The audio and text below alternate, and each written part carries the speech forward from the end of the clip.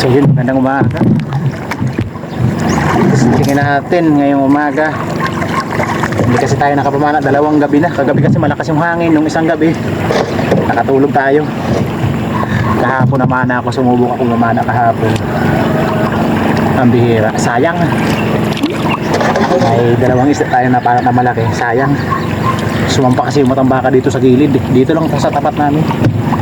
Nasa 4 na di pa lang pa hanggang 8 yung mga nanghahunt na dog sa katangian lalaki. Kaso ito yung pana natin, no? Ito yung panggabi natin na pana, hindi makatagos, hindi kasi malapitan ng maayos, kaya laging nakakawala. Yung dugtot magkasing laki na ano, mas malaki pa sa katawan ng nyug. Sayang. Kahapon ko palang naisipan ayusin yung mahabang pana na pang-araw. Talaga naman kung saan nangyari na hindi naasahan. Doon tayo mag-aayos ng pana. Pati si Utol hindi na nakalusong kagabi dahil sa hangin. Mamamana din yata ngayong umaga. Inaayos niya yung kanyang pana, yung kanyang mahabang pana.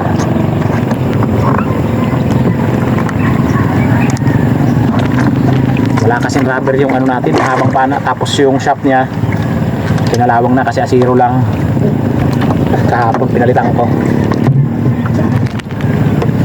Tagal-tagal pa bago dumating yung bagong rubber. Pa-order ko palang kahapon, mga 25 pa yata nito, itong June. Bago dumating, mahaba-haba pa. Ano pala ngayon? 17 pala ngayon. Matagal-tagal pa. Sana andyan naman yung matambaka. Testing na naman natin itong pan natin.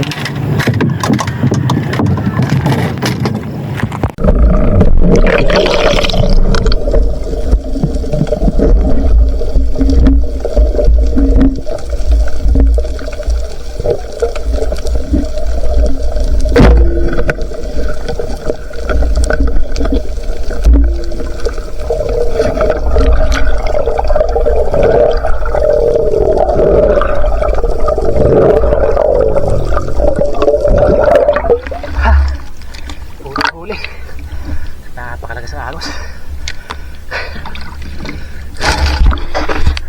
Pula ba yan eh.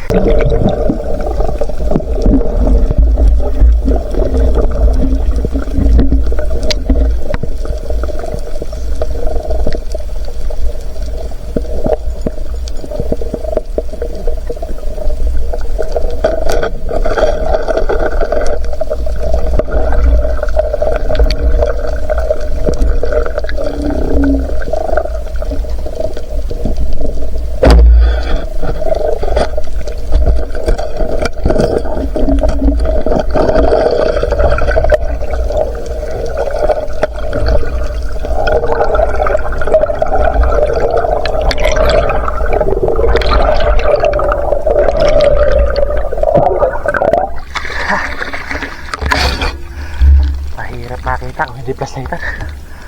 Grabe makasikip ito.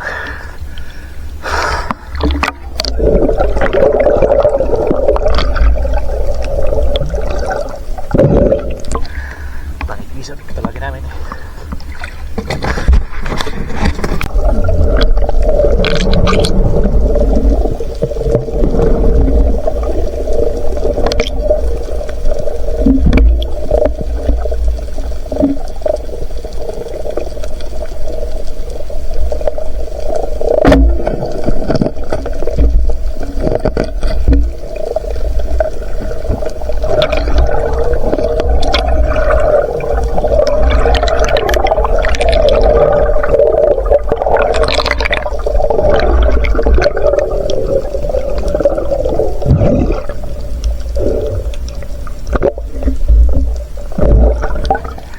Ipos ko pawagi namin.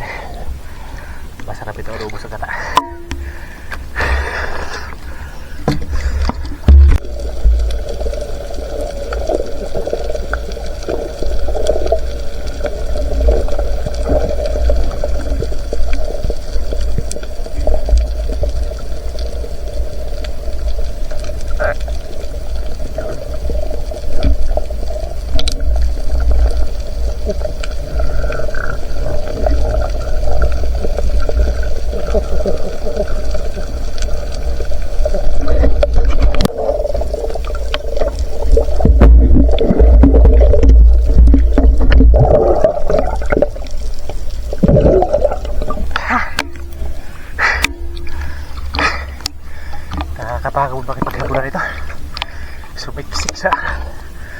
masikip, hindi na camera pa ilalim.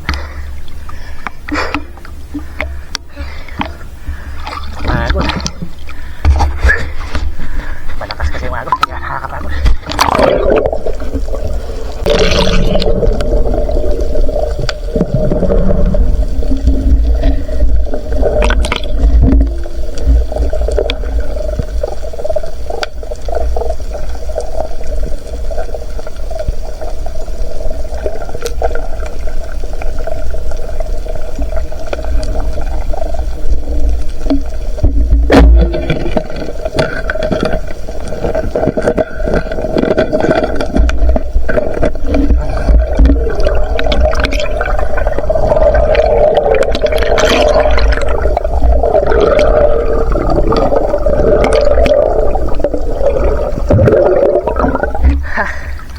Ang ganda ng pagkatago.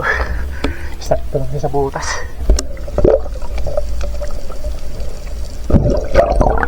Buri kayo. Lawihan na sunog.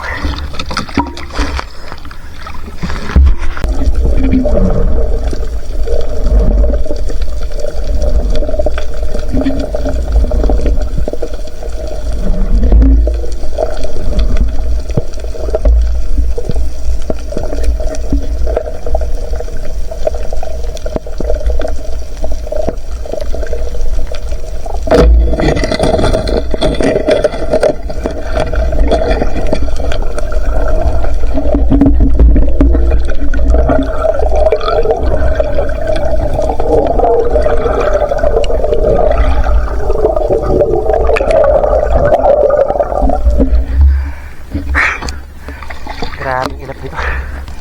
Labas pasok. Tinatayin pa natin.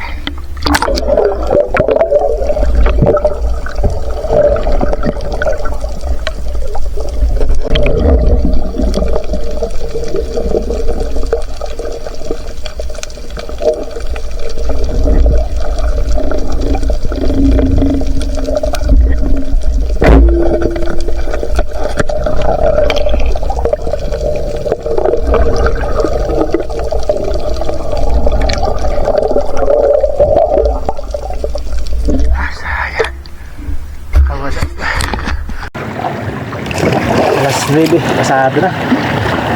Alas 9, akin sila. Si Utol andun pa. Dumiretso siguro si Utol sa lagundi. Ilang piraso lang, pero ayos na. Nakakapambinta na tayo. Hindi na nagpakita yung matambaka. Ano lang yung siguro, napadaan lang. Dahil siguro sa malaking isda kaya tumabi, kaya bumulid.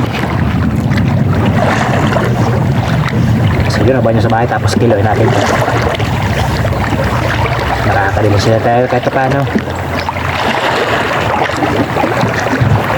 A few moments later. So yun, nandito na tayo.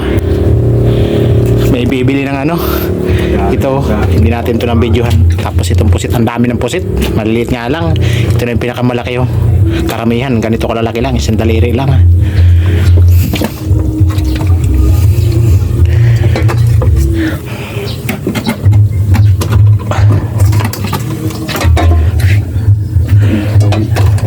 Maingat pa din eh. 3/4. Sakto 1 kilo. Oh, 1 kilo. 1 kilo. Ito naman. Wala kasi tayong cameraman. Wala dito si Mrs. Nandun sa bayan.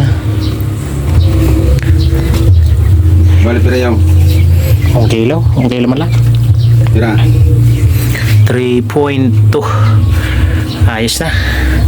Ibang pangulam muna yung ulam natin. Kasi nakakursundahan yung pangulam natin. Ay sana yung pangulam natin. Tangla ko na. Ibang pangulam na lang muna. Ando si Mrs. sa bayan, baka bumili ng pangulam yun. Ayos na, kwartang linaw na. Bali, sasabay natin to kay Otol. Nandun pa si Otol. Okay. So yun, magandang hapon. So ito na yung naging bayad sa huli natin kaya ng umaga. Yung ano nga pala natin, yung class 3.1 na lang pagdating doon sa buyer paghatid ni Otol. Salamat at may dilihensya din tayo kahit papaano. May kulang-kulang na 1k din. 2 piso no bago mag 1k. Ayos na, malaking bagay na. May kabuong huli din tayo na 4.1 kilos. Malaking bagay na ito. So yun, sa susunod lang yung shoutout natin. So yun, maraming salamat sa panonood.